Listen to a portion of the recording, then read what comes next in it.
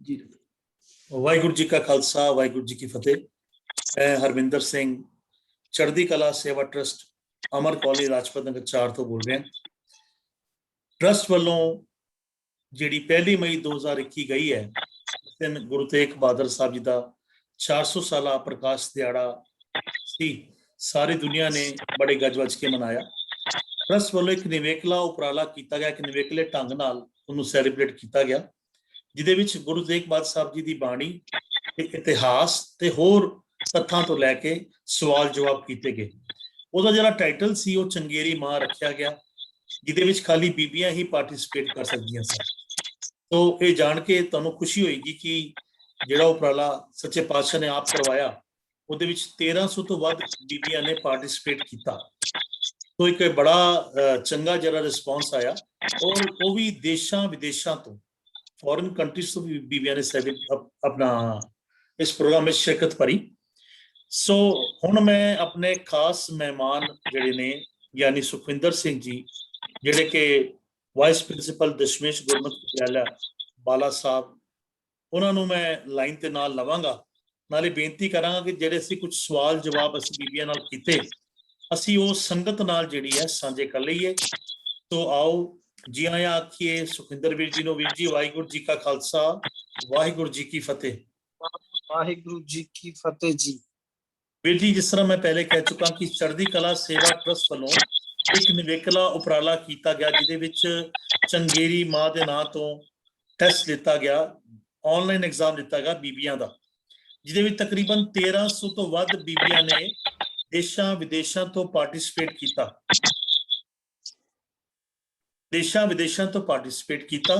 ਸੋ ਮੈਂ ਕੁਝ ਸਵਾਲ ਆਪ ਜੀ ਨਾਲ ਸਾਂਝੇ ਪਾਉਣਾ ਚਾਹੁੰਦਾ, ਤਾਂ ਕਿ ਆਪ ਜਿਹੜੇ ਸਵਾਲਾਂ ਦੇ ਜਵਾਬ ਜਿਹੜੀ ਹੈ ਆਮ ਸੰਗਤ ਦੇ ਦਿਲਾਂ ਵਿੱਚ ਕੁਐਸਚਨ ਜਿਹੜੇ ਹੁੰਦੇ ਨੇ ਉਹ ਤਕਰੀਬਨ ਆਲਮੋਸਟ ਸਹੀ ਹੁੰਦੇ ਨੇ।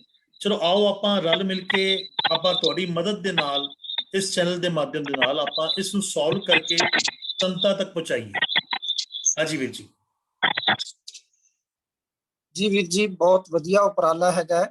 ਆਪ ਜੀ ਨੇ ਚੜ੍ਹਦੀ ਕਲਾ ਸੇਵਾ ਟਰਸਟ ਦੇ ਵੀਰਾਂ ਨੇ ਰਲ ਮਿਲ ਕੇ ਜੋ ਚੰਗੇਰੀ ਮਾਂ ਪ੍ਰੋਗਰਾਮ ਲੈ ਕੇ ਆਏ ਹੋ, ਅਤੇ ਮੈਂ ਵੇਖਦਾ ਕਿ ਜਦੋਂ ਵੀ ਕਿਸੇ ਗੁਰੂ ਸਾਹਿਬ ਦਾ ਕੋਈ ਗੁਰਪੁਰਬ ਹੁੰਦਾ ਹੈ ਤੇ ਆਪ ਜੀ ਉਸ ਗੁਰਪੁਰਬ ਦਾ ਲਾਹਾ ਪ੍ਰਾਪਤ ਕਰਦੇ ਹੋ, ਤੇ ਘਰਾਂ ਵਿੱਚ ਬਹਿ ਕੇ ਗੁਰਬਾਣੀ ਦਾ ਪ੍ਰਚਾਰ ਕਰਨਾ ਅਤੇ ਸੰਗਤਾਂ ਨੂੰ ਘਰਾਂ ਵਿੱਚ ਬਹਿ ਕੇ ਗੁਰਬਾਣੀ ਨਾਲ ਜੋੜਨਾ, ਇਹ ਆਪਣੇ ਆਪ ਵਿੱਚ ਅੱਜ ਦੇ ਯੁੱਗ ਦੇ ਵਿੱਚ ਸੋਸ਼ਲ ਮੀਡੀਆ ਦੇ ਰਾਹੀਂ ਇਹ ਬਹੁਤ ਵੱਡਾ ਕਦਮ ਹੈਗਾ ਜੋ ਆਪ ਜੀ ਨੇ ਕੀਤਾ ਹੈਗਾ। ਚੰਗੇਰੀ ਮਾਂ ਦਾ ਆਪ ਜੀ ਨੇ ਇੱਕ ਪੇਪਰ ਲਿਆ, ਜਿਵੇਂ ਤੁਸੀਂ ਦੱਸ ਰਹੇ ਹੋ ਕਿ 1300 ਬੀਬੀਆਂ ਨੇ ਦੇਸ਼ ਵਿਦੇਸ਼ ਤੋਂ ਭਾਗ ਲਿਆ, ਤੇ ਜੋ ਪੇਪਰ ਆਪ ਜੀ ਨੇ ਲਿਆ ਸੀ ਉਸ ਦੇ ਪੇਪਰ ਦੇ ਵਿੱਚ ਆਪ ਜੀ ਨੇ 15-20 ਕੁਐਸਚਨ ਪਾਏ ਸੀਗੇ, ਕਿਉਂਕਿ ਕੁਐਸਚਨ ਇਤਿਹਾਸ ਅਤੇ ਗੁਰਬਾਣੀ ਨਾਲ ਸੰਬੰਧਿਤ ਹੋਣ ਕਰਕੇ ਉਹਨਾਂ ਦੇ ਵਿੱਚ ਜੋ ਅੰਤਰੀਵ ਭਾਵਾਰਥ ਹੁੰਦਾ ਹੈ ਉਹ ਬੜਾ ਡੂੰਘਾ ਹੁੰਦਾ ਹੈ। ਇਸ ਕਰਕੇ ਅੱਜ ਦੇ ਇਸ ਸੈਸ਼ਨ ਦੇ ਵਿੱਚ ਆਪ ਜੀ ਕਹਿ ਰਹੇ ਹੋ ਕਿ ਉਸ ਪ੍ਰਸ਼ਨ ਪੇਪਰ ਨੂੰ ਹੱਲ ਕੀਤਾ ਜਾਏਗਾ। ਸੋ ਮੈਂ ਤਿਆਰ ਹਾਂ ਜੀ, ਆਪ ਜੀ ਸਵਾਲ ਕਰੋ। ਵੀਰ ਜੀ, ਸਾਡਾ ਜਿਹੜਾ ਪਹਿਲਾ ਸਵਾਲ ਸੀ ਵੀ ਗੁਰੂ ਤੇਗ ਬਹਾਦਰ ਜੀ ਨੂੰ ਤਿਆਗ ਦੀ ਮੂਰਤ ਕਿਉਂ ਕਿਹਾ ਜਾਂਦਾ ਹੈ? ਵੀਰ ਜੀ, ਇਹ ਇਤਿਹਾਸਕ ਦ੍ਰਿਸ਼ਟੀਕੋਣ ਤੋਂ ਜਦੋਂ ਇਸ ਸਵਾਲ ਨੂੰ ਦੇਖਾਂਗੇ ਤਾਂ ਇਹਦੇ ਦੋ ਹਵਾਲੇ ਸਾਨੂੰ ਮਿਲਦੇ ਨੇ ਕਿ ਪਹਿਲਾ, ਗੁਰੂ ਤੇਗ ਬਹਾਦਰ ਸਾਹਿਬ ਜੀ ਦਾ ਬਚਪਨ ਦਾ ਨਾਂ ਜਿਹੜਾ ਹੈ ਉਹ ਤਿਆਗਮਲ ਰੱਖਿਆ ਗਿਆ। ਦੂਜਾ, ਜਦੋਂ ਸਤਿਗੁਰੂ ਜੀ ਦੀ ਅਵਸਥਾ ਬਹੁਤ ਛੋਟੀ ਹੈ, ਉਹਨਾਂ ਦੇ ਭਰਾਤਾ ਬਾਬਾ ਗੁਰਦਿੱਤਾ ਜੀ ਦੀ ਬਰਾਤ ਚੱਲੀ ਹੈ, ਇੱਕ ਬੱਚਾ ਬਹੁਤ ਗਰੀਬ ਪਰਿਵਾਰ ਤੋਂ ਉਹ ਬਰਾਤ ਵੇਖਣ ਵਾਸਤੇ ਆਇਆ, ਜਿਹਦੇ ਤਨ ਉੱਤੇ ਚੋਲਾ ਨਹੀਂ। ਸਤਿਗੁਰੂ ਜੀ ਨੇ ਬੇਪਰਵਾਹ ਹੋ ਕੇ ਆਪਣੇ ਤਨ ਦਾ ਚੋਲਾ ਉਤਾਰ ਕੇ ਉਸ ਗਰੀਬ ਬੱਚੇ ਦੇ ਗਲ ਵਿੱਚ ਪਾ ਦਿੱਤਾ। ਇਹ ਕੌਣ ਕਰ ਸਕਦਾ ਹੈ? ਜਿਹਦੇ ਅੰਦਰ ਤਿਆਗ ਦੀ ਭਾਵਨਾ। ਜਦੋਂ ਕਸ਼ਮੀਰੀ ਬ੍ਰਾਹਮਣ ਆਏ ਸਤਿਗੁਰੂ ਜੀ ਦੇ ਕੋਲ ਅਨੰਦਪੁਰ ਸਾਹਿਬ, ਗੁਰਦੇਵ ਪਿਤਾ ਜੀ ਨੇ ਉਦੋਂ ਵੀ ਕਹਿ ਦਿੱਤਾ, ਜਾਓ ਔਰੰਗਜ਼ੇਬ ਨੂੰ ਕਹਿ ਦੇਣਾ ਕਿ ਜੇ ਉਹ ਗੁਰੂ ਤੇਗ ਬਹਾਦਰ ਸਾਹਿਬ ਨੂੰ ਮੁਸਲਮਾਨ ਬਣਾ ਲਏ ਤਾਂ ਹਿੰਦੁਸਤਾਨ ਦੇ ਸਾਰੇ ਹਿੰਦੂ ਮੁਸਲਮਾਨ ਬਣਨ ਵਾਸਤੇ ਤਿਆਰ ਹੋ।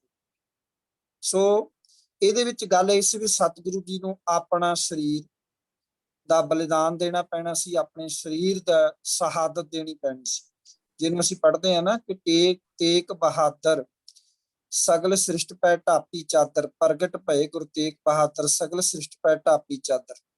ਆਪਣੇ ਤਨ ਰੂਪੀ ਚਾਦਰ ਨੂੰ ਜਿਹੜਾ ਹੈ ਉਹ ਸਾਰੇ ਸੰਸਾਰ ਦੀ ਪੱਤ ਢੱਕਣ ਵਾਸਤੇ ਪਰਉਪਕਾਰ ਦੀ ਖਾਤਰ ਦੇਣਾ, ਇਹ ਤਿਆਗ ਦੀ ਭਾਵਨਾ ਹੈ।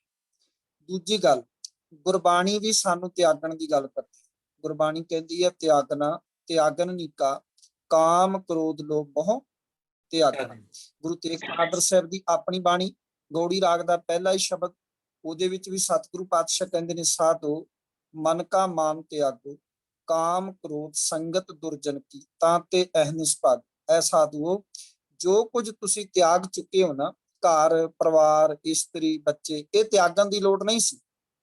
ਇਹ ਤਾਂ ਗੁਰੂ ਨਾਨਕ ਸਾਹਿਬ ਨੇ ਪਹਿਲੇ ਕਨਸੈਪਟ ਵਿੱਚ ਕਲੀਅਰ ਕਰ ਦਿੱਤਾ ਸੀ ਕਿ ਜੈਸੇ ਜਲ ਮੈਂ ਕਮਲ ਨਿਰਾਲਮ ਮੁਰਗਾਈ ਨਾ ਸਾਣੇ, ਸ਼ਬਦ ਸੁਰਤ ਭਉ ਸਾਗਰ ਤਰੀਏ, ਨਾਨਕ ਨਾਮ ਵਖਾਣੇ। ਗੱਲ ਤਾਂ ਕੀ ਸੀ? ਤਿਆਗਣਾ ਸੀ ਵਿਕਾਰਾਂ ਨੂੰ, ਤਿਆਗਣਾ ਸੀ ਮਲ ਨੂੰ, ਤਿਆਗਣਾ ਸੀ ਹਉਮੈ ਨੂੰ, ਅਹੰਕਾਰ ਨੂੰ, ਉਹ ਤਿਆਗਿਆ ਨਹੀਂ। ਤਿਆਗਣਾ ਸੀ ਮਾਨ ਨੂੰ, ਜਿਵੇਂ ਕਬੀਰ ਸਾਹਿਬ ਕਹਿੰਦੇ ਨੇ, ਕਬੀਰ ਮਾਇਆ ਤਜੀ ਤੋ ਕਿਆ ਬਹਿਆ, ਮਾਨ ਤਜਿਆ ਨਹੀਂ ਜਾਏ, ਮਾਨ ਮੁਨੀਵਰ ਸਭੈ ਗਲੇ, ਮਾਨ ਸਭੈ ਕੋ ਖਾਏ। ਇਸ ਮਾਨ ਨੇ, ਅਹੰਕਾਰ ਨੇ ਸਭ ਨੂੰ ਗਾਲ ਦਿੱਤਾ ਹੈ। ਸੋ ਤਿਆਗਣਾ ਤਾਂ ਹੰਕਾਰ ਨੂੰ। ਈਵਨ ਗੁਰੂ ਤੇਗ ਬਹਾਦਰ ਸਾਹਿਬ ਦਾ ਨਾਮ, ਜਿਵੇਂ ਆਪੇ ਹੁਣੇ ਚਰਚਾ ਕੀਤੀ ਹੈ, ਤਿਆਗ ਮਲ ਸੀ। ਕਿ ਤਿਆਗਣਾ, ਮਲ ਦਾ ਅਰਥ ਹੁੰਦਾ ਗੰਦਗੀ, ਗੰਦਗੀ ਨੂੰ ਤਿਆਗ ਦੇਣਾ, ਮਲ ਨੂੰ ਤਿਆਗ ਦੇਣਾ, ਵਿਕਾਰਾਂ ਨੂੰ ਤਿਆਗ। ਜਦੋਂ ਬੰਦਾ ਕੂੜ ਦੀ ਮਲ ਨੂੰ ਤਿਆਗ ਦੇਗਾ ਤਾਂ ਕੀ ਬਣ ਜਾਏਗਾ? ਸਚਿਆਰ ਬਣ ਜਾਏਗਾ। ਜਿਹੜਾ ਪਹਿਲਾ ਸਵਾਲ ਹੈ ਨਾ, ਕਿ ਸਚਿਆਰਾ ਹੁੰਦੀ ਹੈ ਕਿ ਕੂੜਾ ਟੁੱਟੇ ਪਾਪ, ਸਚਿਆਰ ਦੀ ਮੰਜ਼ਿਲ ਵੱਲ ਸਾਨੂੰ ਤਿਆਗ ਦੀ ਭਾਵਨਾ ਲੈ ਕੇ ਜਾਂਦੀ। ਹਾਂਜੀ, ਅਗਲਾ ਸਵਾਲ ਹੈ ਵੀਰ ਜੀ, ਬਾਣੀ ਚ ਫਰਮਾਨ ਆਉਂਦਾ ਹੈ, ਸੋ ਕਿਉ ਮੰਦਾ ਆਖੀ ਹੈ ਜਿਤ ਜੰਮੇ ਰਾਜਾਨ।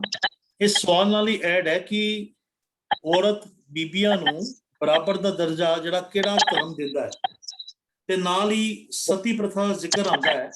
ਬਈ ਸਤੀ ਪ੍ਰਥਾ ਦਾ ਬਾਰੇ ਤੁਸੀਂ ਕੀ ਜਾਣਕਾਰੀ ਆਮ ਬੀਬੀਆਂ ਨੂੰ ਦੇਣਾ ਚਾਹੁੰਦੇ ਹੋ? ਠੀਕ ਹੈ ਵੀਰ ਜੀ, ਇੱਕ ਸਵਾਲ ਵਿੱਚ ਤੁਹਾਡੇ 3 ਸਵਾਲ ਨੇ।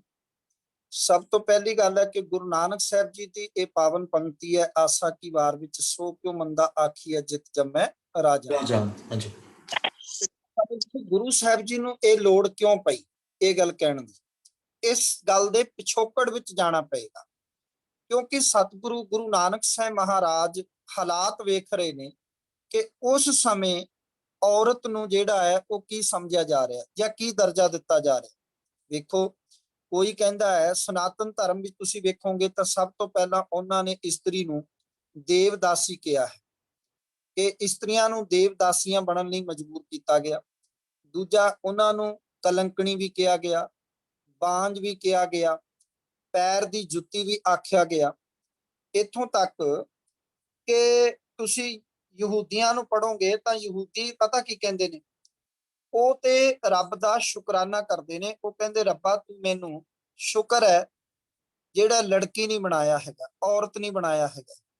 ਤੇ ਜਦੋਂ ਅਸੀਂ ਜੇ ਈਸਾਈਅਤ ਨੂੰ ਪੜ੍ਹਦੇ ਹਾਂ ਤਾਂ ਈਸਾਈਅਤ ਤੁਸੀਂ ਵੇਖ ਲਓ, ਉਹ ਵੀ ਔਰਤ ਦੇ ਬਾਰੇ ਕਹਿੰਦੇ ਨੇ। ਈਸਾਈਅਤ ਕਹਿੰਦਾ ਹੈ ਕਿ ਇਸਤਰੀ ਬਣਾਉਣਾ ਜਾਂ ਔਰਤ ਬਣਨਾ ਰੱਬ ਦੀ ਇੱਕ ਮਜ਼ੇਦਾਰ ਗਲਤੀ ਹੈ, ਇਹ ਈਸਾਈਅਤ ਕਹਿ ਰਿਹਾ। ਸ਼ੈਕਸਪੀਅਰ, ਜਿਸ ਨੂੰ ਅਸੀਂ ਬੜਾ ਪੜ੍ਹਾ ਲਿਖਿਆ ਮੰਨਦੇ ਹਾਂ, ਸ਼ੈਕਸਪੀਅਰ ਪਤਾ ਕੀ ਕਹਿੰਦਾ ਹੈ? ਸ਼ੈਕਸਪੀਅਰ ਕਹਿੰਦਾ ਕਿ ਕਮਜ਼ੋਰੀ ਦਾ ਨਾਮ ਔਰਤ ਹੈ। ਜਦੋਂ ਤੁਲਸੀਦਾਸ ਨੂੰ ਮੈਂ ਪੜ੍ਹਦਾ ਤਾਂ ਤੁਲਸੀਦਾਸ ਉਹਨੇ ਤਾਂ ਬਿਲਕੁਲ ਹੀ ਜਿਹੜਾ ਹੇਠਲੇ ਦਰਜੇ ਦੀ ਗੱਲ ਕਰ ਦਿੱਤੀ। ਉਹ ਕਹਿੰਦਾ ਹੈ ਕਿ ਔਰਤ ਸ਼ੂਦਰਾਂ ਦੇ ਦਰਜੇ ਵਿੱਚ ਆਉਂਦੀ ਹੈ, ਪਸ਼ੂ ਦੇ ਦਰਜੇ ਵਿੱਚ ਆਉਂਦੀ। ਉਹਨੇ ਲਿਖਿਆ ਹੈ ਕਿ ਢੋਰ ਪਸ਼ੂ ਸ਼ੂਦਰ ਔਰ ਨਾਰੀ ਇਹ ਸਭ ਤਾੜਨ ਕੇ ਅਧਿਕਾਰੀ। ਮਨੂ ਸਿਮਰਤੀ ਦਾ ਕਰਤਾ ਕਹਿੰਦਾ ਕਿ ਇਸਤਰੀ ਅਗਿਆਨਤਾ ਦੀ ਪੰਡ ਹੈ, ਕੂੜ ਦੀ ਮੂਰਤ ਹੈ। ਇਹ ਸਾਰੀਆਂ ਗੱਲਾਂ। ਸੋ ਗੁਰੂ ਨਾਨਕ ਸਾਹਿਬ ਮਹਾਰਾਜ ਕਹਿੰਦੇ ਨੇ, ਭਾਈ ਜਿਹੜੀ ਔਰਤ, ਜਿਹੜੀ ਇਸਤਰੀ ਦੇ ਰਾਹੀਂ ਤੁਸੀਂ ਇਸ ਸੰਸਾਰ ਵਿੱਚ ਆਏ, ਤੁਹਾਡਾ ਜਨਮ ਹੋਇਆ, ਤੁਹਾਡੀ ਪਰਵਰਿਸ਼ ਹੋਈ, ਤੁਹਾਡਾ ਵਿਆਹ ਹੋਇਆ, ਉਹਨੂੰ ਮਾੜਾ ਕਿਵੇਂ ਆਖ ਸਕਦੇ? ਦੂਜੀ ਗੱਲ, ਜਿਸ ਇਸਤਰੀ ਨੇ ਵੱਡੇ ਵੱਡੇ ਰਾਜਿਆਂ ਨੂੰ ਜਨਮ ਦਿੱਤਾ ਹੈ, ਉਹਨੂੰ ਤੁਸੀਂ ਮਾੜਾ ਕਿਵੇਂ ਆਖ ਸਕਦੇ ਹੋ? ਕਿਉਂਕਿ ਇੱਥੇ ਇਸ ਤਰ੍ਹਾਂ ਦੀ ਸੋਚ ਵਾਲੇ ਲੋਕ ਘੁੰਮ ਰਹੇ ਸੀ, ਛੱਜੂ ਵਰਗੇ, ਜਿਨ੍ਹਾਂ ਨੇ ਆਖਿਆ ਕਾਗਜ਼ ਸੰਧੀ ਕੂਤਰੀ ਤਉ ਨ ਤਰਿਆ ਨਿਹਾਰ। ਉੱਥੇ ਗੁਰੂ ਨਾਨਕ ਸਾਹਿਬ ਨੇ ਕਿਹਾ ਭੰਡ ਜੰਮੀ ਹੈ, ਭੰਡ ਨੰਮੀ ਹੈ, ਭੰਡ ਮੰਗਣ ਵਿਆਹ, ਭੰਡੋ ਹੋਵੇ ਦੋਸਤੀ, ਭੰਡੋ ਚੱਲੇ ਰਾਹ। ਗੁਰੂ ਸਾਹਿਬ ਜੀ ਨੇ ਕਿਹਾ ਭਾਈ ਉਹਨੂੰ ਮੰਦਾ ਕਿਉਂ ਆਖ ਰਹੇ ਹੋ, ਜਿਹਨੇ ਵੱਡੇ ਵੱਡੇ ਰਾਜਿਆਂ ਨੂੰ ਜਨਮ ਦਿੱਤਾ, ਸੋ ਕਿਉਂ ਮੰਦਾ ਆਖੀਏ ਜਿਤ ਜੰਮੈ ਰਾਜਾ। ਵੱਡੇ ਭਾਗ ਨੇ ਕਿ ਸਾਡੇ ਕੋਲ ਧੰਨ ਗੁਰੂ ਨਾਨਕ ਸਾਹਿਬ ਮਹਾਰਾਜ ਵਰਗੇ ਮਹਾਪੁਰਸ਼ ਜਿਨ੍ਹਾਂ ਨੇ ਔਰਤ ਨੂੰ ਬਰਾਬਰ ਦਾ ਦਰਜਾ ਦਿੱਤਾ। ਸਤਿਗੁਰੂ ਜੀ ਨੇ ਜਿੱਥੇ ਮੰਦਰਸਿਆਂ ਦੇ ਦਰਵਾਜ਼ੇ ਬੰਦ ਸੀ, ਜਿੱਥੇ ਦੇਵਾਲਿਆਂ ਦੇ ਦਰਵਾਜ਼ੇ ਬੰਦ ਸੀਗੇ, ਇੱਕ ਖਾਸ ਦੇ ਵਿੱਚ ਔਰਤ ਮੰਦਿਰ ਵਿੱਚ ਨਹੀਂ ਸੀ ਜਾ ਸਕਦੀ, ਮਸਜਿਦ ਵਿੱਚ ਜਾਣ ਤੋਂ ਪਾਬੰਦੀ ਸੀਗੀ, ਤੇ ਸਕੂਲਾਂ ਦੇ ਦਰਵਾਜ਼ੇ ਬੰਦ ਸੀ, ਉੱਥੇ ਗੁਰੂ ਨਾਨਕ ਸਾਹਿਬ ਨੇ ਦਰਵਾਜ਼ੇ ਖੋਲ ਦਿੱਤੇ, ਕੋਈ ਵਹਿਮ ਭਰਮ ਨਹੀਂ ਰਹਿਣ ਦਿੱਤਾ। ਸਤਿਗੁਰੂ ਪਾਤਸ਼ਾਹ ਗੁਰੂ ਨਾਨਕ ਸਾਹਿਬ ਜੀ ਨੇ ਬਰਾਬਰੀ ਦਾ ਦਰਜਾ ਦਿੱਤਾ। ਅਤੇ ਜੋ ਗੱਲ ਤੁਸੀਂ ਸਤੀ ਪ੍ਰਥਾ ਦੀ ਕੀਤੀ ਹੈ, ਅੱਜ ਅਸੀਂ ਰਾਜਾ ਰਾਮ ਮੋਹਨ ਰਾਏ ਦਾ ਨਾਮ ਕਿਤਾਬਾਂ ਵਿੱਚ ਆਪਣੇ ਬੱਚਿਆਂ ਨੂੰ ਪੜ੍ਹਾਉਂਦੇ ਹਾਂ, ਪਰ ਕੀ ਤੁਹਾਨੂੰ ਪਤਾ ਹੈ ਸਤੀ ਪ੍ਰਥਾ ਦਾ ਵਿਰੋਧ ਧੰਨ ਗੁਰੂ ਅਮਰਦਾਸ ਮਹਾਰਾਜ ਨੇ ਕੀਤਾ। ਉਹਨਾਂ ਨੇ ਅਕਬਰ ਕੋਲ ਇਹ ਪੁਆਇੰਟ ਚੁੱਕਿਆ ਭਈ ਸਤੀਆਂ ਇਹ ਨਾ ਆਖੀਆਂ ਜੇ ਮੜੀਆਂ ਲੱਗ ਜਲਨ, ਭੀ ਸੋ ਸਤੀਆਂ ਜਨ ਜੇ ਬਿਰਹੇ ਚੋਟ ਪਾ। ਇਹ ਨਾ ਆਖੋ ਵੀ ਸਤੀਆਂ ਉਹਨਾਂ ਨੂੰ ਕਿਹਾ ਗਿਆ ਜਿਹੜੀਆਂ ਆਪਣੇ ਖਸਮ ਦੀ ਚਿਤਾ ਵਿੱਚ ਲੱਗ ਕੇ ਸੜ ਕੇ ਮਰ ਜਾਣ। ਸਤਿਗੁਰੂ ਪਾਤਸ਼ਾਹ ਜੀ ਨੇ ਕਿਹਾ ਵੀ ਬਿਰਹਾ ਉਪਜਣਾ ਚਾਹੀਦਾ, ਬਿਰਹੇ ਦੀ ਗੱਲ ਹੋਣੀ ਚਾਹੀਦੀ। ਸੋ ਗੁਰਦੇਵ ਪਾਤਸ਼ਾਹ ਗੁਰੂ ਅਮਰਦਾਸ ਜੀ ਨੇ ਸਤੀ ਪ੍ਰਥਾ ਦਾ ਡਟ ਕੇ ਵਿਰੋਧ ਕੀਤਾ। ਅੱਗੇ ਤੁਸੀਂ ਵੇਖੋ ਧੰਨ ਗੁਰੂ ਗੋਬਿੰਦ ਸਿੰਘ ਮਹਾਰਾਜ ਨੇ ਅੰਮ੍ਰਿਤ ਸੰਚਾਰ ਦੇ ਵਿੱਚ ਸ਼ਾਮਲ ਕਰਕੇ, ਈਵਨ ਭਾਵੇਂ ਇਤਿਹਾਸ ਇਹ ਕਹਿੰਦਾ ਹੈ ਕਿ ਮਾਤਾ ਜੀ ਨੇ ਪਤਾਸੇ ਪਾਏ ਨੇ ਜਦੋਂ ਅੰਮ੍ਰਿਤ ਜਲ ਤਿਆਰ ਕੀਤਾ ਹੈ। ਉਸ ਤੋਂ ਬਾਅਦ ਸਤਿਗੁਰੂ ਪਾਤਸ਼ਾਹ ਗੁਰੂ ਗੋਬਿੰਦ ਸਿੰਘ ਨੇ ਆਪ ਪੰਜਾਂ ਪਿਆਰਿਆਂ ਤੋਂ ਅੰਮ੍ਰਿਤ ਛਕਿਆ ਤੇ ਸਾਰੇ ਪਰਿਵਾਰ ਨੇ, ਮਾਤਾ ਗੁਜਰੀ ਜੀ ਨੇ, ਮਾਤਾ ਗੁਜਰ ਕੌਰ ਜਿਨ੍ਹਾਂ ਦਾ ਨਾਮ ਪਿਆ, ਮਾਤਾ ਸੁੰਦਰੀ ਜੀ, ਮਾਤਾ ਸੁੰਦਰ ਕੌਰ, ਉਹਨਾਂ ਨੇ ਨਾਲ ਅੰਮ੍ਰਿਤ ਛਕਿਆ ਤੇ ਇਹ ਅਧਿਕਾਰ ਦਿੱਤਾ। ਅੱਜ ਸਿੱਖ ਰਹਿਤ ਮਰਿਆਦਾ ਵਿੱਚ ਇਹ ਗੱਲ ਸ਼ਾਮਲ ਹੈ ਕਿ ਇੱਕ ਬੀਬੀ ਗੁਰੂ ਗ੍ਰੰਥ ਸਾਹਿਬ ਦੇ ਤਾਬਿਆਂ ਬਹਿ ਕੇ ਅੰਮ੍ਰਿਤਧਾਰੀ ਉਹ ਪਾਠ ਕਰ ਸਕਦੀ ਹੈ, ਪਾਠ ਸੁਣਾ ਸਕਦੀ ਹੈ ਤੇ ਆਨੰਦ ਕਾਰਜ ਵੀ ਪੜਾ ਸਕਦੀ ਹੈ। ਇਹ ਗੱਲ ਰਹਿਤ ਮਰਿਆਦਾ ਵਿੱਚ ਸ਼ਾਮਲ ਕੀਤੀ ਗਈ। ਹਾਂਜੀ, ਇਹ ਸਵਾਲ ਸੀ ਜੀ, ਇੱਕ ਪੰਕਤੀ ਆਂਦੀ ਬਾਣੀ ਦੀ, ਜਾਏ ਪੁੱਛੋ ਸੁਹਾਗਣੀ ਵਾਹੇ ਕਿੰਨੀ ਬਾਤੀ ਸ਼ਹਿ ਪਾਈ ਹੈ। ਇਸ ਤੋਂ ਤੁਸੀਂ ਕੀ ਵਿਚਾਰ ਦੇਣਾ ਚਾਹੋਗੇ ਇਸ ਬਾਣੀ ਦੀ ਤੁਕ ਦੇ ਉੱਤੇ? ਵੀਰ ਜੀ ਬਹੁਤ ਪਿਆਰਾ ਤੁਹਾਡਾ ਸਵਾਲ ਹੈਗਾ। ਵੇਖੋ ਜਦੋਂ ਅਸੀਂ ਗੁਰੂ ਗ੍ਰੰਥ ਸਾਹਿਬ ਜੀ ਦੀ ਬਾਣੀ ਨੂੰ ਪੜ੍ਹਦੇ ਹਾਂ ਤਾਂ ਗੁਰੂ ਗ੍ਰੰਥ ਸਾਹਿਬ ਦੀ ਬਾਣੀ ਦਾ ਜੋ ਸਹਿਜ ਪਾਠ ਕਰਦਾ ਹੈ ਉਹ ਸੁੱਤੇ ਸਿੱਧ ਇਹ ਗੱਲ ਦਾ ਅੰਦਾਜ਼ਾ ਲਗਾ ਸਕਦਾ ਹੈ ਕਿ 50% ਤੋਂ ਵੱਧ ਬਾਣੀ ਇਸਤਰੀ ਲਿੰਗ ਦੇ ਵਿੱਚ ਗੁਰੂ ਸਾਹਿਬ ਜੀ ਨੇ ਉਚਾਰਨ ਕੀਤੀ ਹੈ। ਉਹਦਾ ਕਾਰਨ ਵੀ ਹੈ ਕਿ ਸਤਿਗੁਰੂ ਪਾਤਸ਼ਾਹ ਜੀ ਇੱਕ ਗੱਲ ਕਹਿੰਦੇ ਨੇ ਕਿ ਅਸੀਂ ਜਿੰਨੇ ਵੀ ਜੀਵ ਆ ਉਹ ਸਾਰੇ जीव रूपी स्त्रियां हैं, परमात्मा साडा खसम, इस जग में पुरख एक है और सगली नार सुवाई। दूसरी गल यह है कि पातशाह जी ने एक गल कही भी जो सुहागन स्त्री है ਉਹਦੇ कुछ खास गुण ने तदे ਉਹ ਸੁਹਾਗਣ है, गुण है तदे ਉਹਨੇ ਆਪਣੇ ਪ੍ਰੀਤਮ ਪਿਆਰੇ ਨੂੰ ਖੁਸ਼ ਰੱਖਿਆ ਹੋਇਆ। ਗੁਰਦੇਵ ਪਾਤਸ਼ਾਹ ਕਹਿੰਦੇ ਨੇ ਐ ਮਨੁੱਖ, ਐ ਭੈਣੇ, ਐ ਭਾਈ ਉਸ ਸੁਹਾਗਣ ਕੋਲੋਂ ਪੁੱਛ ਜਿਸ ਨੇ ਆਪਣੇ ਅੰਦਰ ਚੰਗਿਆਈਆਂ ਚੰਗੇ ਗੁਣ ਪੈਦਾ ਕਰਕੇ ਆਪਣੇ ਖਸਮ ਨੂੰ ਪਾਇਆ। ਸੋ ਇਸ ਪੰਕਤੀ ਵਿੱਚ ਸਤਿਗੁਰੂ ਕਹਿੰਦੇ ਨੇ ਜਾਏ ਪੁੱਛੋਂ ਸੁਹਾਗਣੀ ਵਾ ਕਿੰਨੀ ਬਾਤੀ ਸੋਹ ਪਾਈ ਹੈ, ਵੀ ਕਿੰਨਾ ਬਾਤਾਂ ਦੇ ਨਾਲ ਖਸਮ ਨੂੰ ਪ੍ਰਾਪਤ ਕੀਤਾ ਹੈ। ਉਹ ਗੁਣ ਫਿਰ ਤੂੰ ਵੀ ਧਾਰਨ ਕਰ। ਇਹਦੇ ਵਿੱਚ ਬਾਤੀ ਦਾ ਅਰਥ ਜੇ ਭਾਵਾਰਥ ਅੰਤਰੀਵ ਲਾਓਗੇ ਤਾਂ ਗੁਣ ਹੈ, ਵੀ ਜਿਹੜੇ ਗੁਣ ਉਹ ਸੁਹਾਗਣ ਇਸਤਰੀ ਨੇ ਅਪਣਾਏ ਨੇ ਉਹ ਗੁਣ ਤੁਸੀਂ ਪ੍ਰਾਪਤ ਕਰੋਗੇ, ਤੁਸੀਂ ਆਪਣੇ ਅੰਦਰ ਵਸਾਓਗੇ ਤਾਂ ਤੁਸੀਂ ਵੀ ਰੱਬ ਜੀ ਨੂੰ ਪ੍ਰਾਪਤ ਕਰ ਸਕਦੇ। ਹਾਂਜੀ, ਇਸ ਦੇ ਨਾਲ ਇੱਕ ਮਿਲਦਾ ਔਰ ਬਾਣੀ ਦਾ ਸਵਾਲ ਸੀ ਜਿਹੜਾ ਵੀ ਨਿਵਣ ਸੁਅੱਖਰ ਖਵਣ ਗੁਣ ਜੇ ਬਾ ਮਣੀਆ ਮੰਤ ਇਤਰੇ ਭੈਣੇ ਵੇਸ ਕਰ ਤਾਮਸ ਆਵੀ ਕੰਤ। ਬਿਲਕੁਲ ਠੀਕ ਹੈ ਜੀ। ਵੇਖੋ ਬੜਾ ਪਿਆਰਾ ਸਵਾਲ ਹੈ। ਜਿਵੇਂ ਆਪਾਂ ਜਾਏ ਪੁੱਛੋ ਸੁਹਾਗਣੀ ਦੀ ਗੱਲ ਕੀਤੀ ਹੈ, ਸਤਿਗੁਰੂ ਜੀ ਇੱਕ ਥਾਂ ਤੇ ਜ਼ਿਕਰ ਕਰਦੇ ਨੇ ਕਿ ਜਾਏ ਪੁੱਛੋ ਸੁਹਾਗਣੀ ਤੁਸੀਂ ਰਾਵਿਆ ਕਿਨੀ ਗੁਣੀ।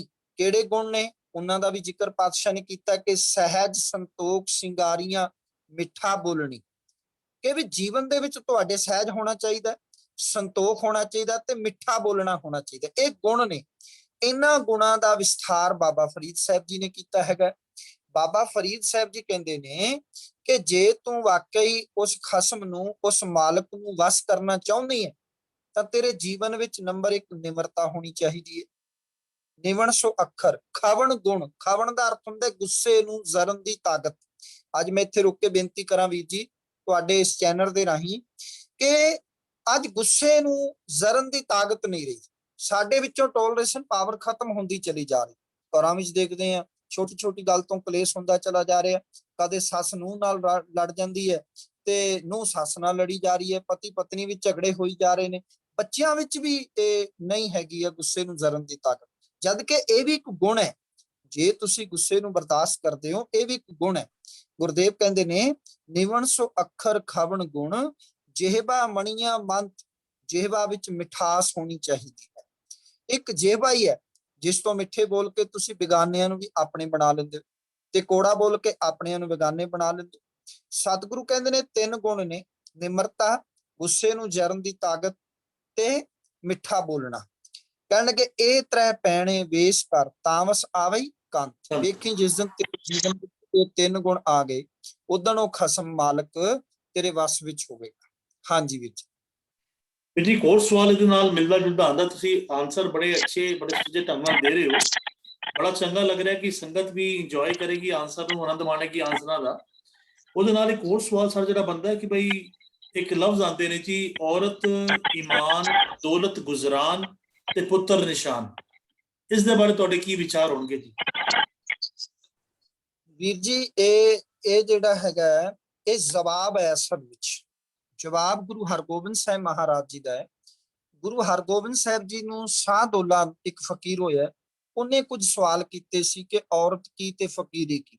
ਇਸ ਤਰ੍ਹਾਂ ਉਹਨੇ ਸਵਾਲ ਕੀਤੇ ਸੀ ਕਿ ਗੁਰੂ ਸਾਹਿਬ ਜੀ ਦਾ ਠਾਠ ਵਾਟ ਵੇਖ ਕੇ ਤਾਂ ਗੁਰੂ ਸਾਹਿਬ ਜੀ ਨੇ ਉਸ ਨੂੰ ਜਵਾਬ ਦਿੱਤੇ ਸੀ। ਔਰ ਗੁਰੂ ਸਾਹਿਬ ਜੀ ਨੇ ਕਿਹਾ ਸੀ ਸ਼ਾਹਦੌਲਾ ਜੀ ਤੁਹਾਡਾ ਇਹ ਭੁਲੇਖਾ ਹੈ ਕਿ ਕੇਵਲ ਫਕੀਰ ਉਹ ਹੈ ਜਿਹੜਾ ਔਰਤ ਦਾ ਤਿਆਗ ਕਰ ਦੇਵੇ, ਫਕੀਰ ਉਹ ਹੈ ਜਿਹੜਾ ਦੌਲਤ ਦਾ ਤਿਆਗ ਕਰ ਦੇਵੇ, ਫਕੀਰ ਉਹ ਹੈ ਜਿਹੜਾ ਇਸ ਤੇ ਬੱਚਿਆਂ ਦਾ ਤਿਆਗ ਕਰ ਦੇਵੇ। ਗੁਰਦੇਵ ਕਹਿੰਦੇ ਨੇ ਨਹੀਂ।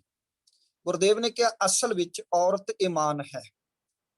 ਜਿਹੜੀ ਔਰਤ ਹੈ ਨਾ, ਜਦੋਂ ਬੰਦਾ ਆਨੰਦ ਕਾਰਜ ਕਰ ਲੈਂਦਾ ਹੈ, ਵਿਆਹ ਕਰ ਲੈਂਦਾ ਹੈਗਾ, ਤੇ ਗੁਰੂ ਪਾਤਸ਼ਾਹ ਕਹਿੰਦੇ ਨੇ ਵੀ ਤੁਹਾਡੇ ਉੱਚੇ ਸੁੱਚੇ ਆਚਰਣ ਦੀ ਨਿਸ਼ਾਨੀ ਹੈ ਔਰਤ ਈਮਾਨ। ਦੌਲਤ ਗੁਜਰਾਨ ਹੈ। ਸਤਿਗੁਰੂ ਪਾਤਸ਼ਾਹ ਨੇ ਕਿਹਾ ਵੀ ਦੌਲਤ ਨੂੰ ਭੰਡਣਾ ਨਹੀਂ ਹੈ, ਤੇ ਗੁਰੂ ਪਾਤਸ਼ਾਹ ਕਹਿੰਦੇ ਹਾਂ ਦੌਲਤ ਵਿੱਚ ਗਲਤਾਨ ਨਹੀਂ ਹੋ, ਇਹਦੇ ਕਾਰਨ ਤੁਹਾਨੂੰ ਰੱਬ ਨਹੀਂ ਭੁੱਲਣਾ ਚਾਹੀਦਾ।